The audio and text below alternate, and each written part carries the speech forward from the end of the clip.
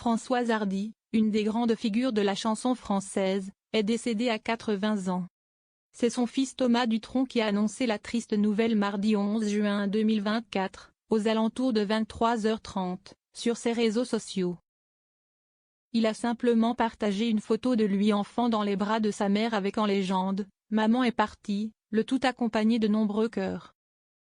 Depuis de nombreuses années, l'état de santé de la grande artiste française inquiétant tant elle souffrait à cause de la maladie.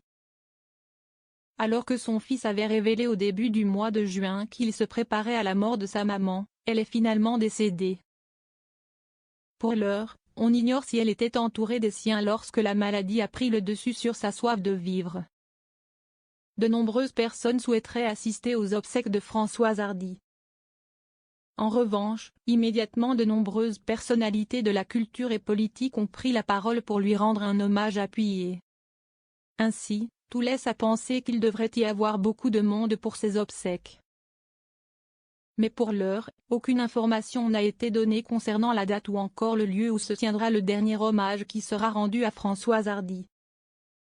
Pour rappel, elle luttait contre un cancer du système lymphatique, prenant plusieurs formes et qui lui faisait vivre un cauchemar, depuis 2004.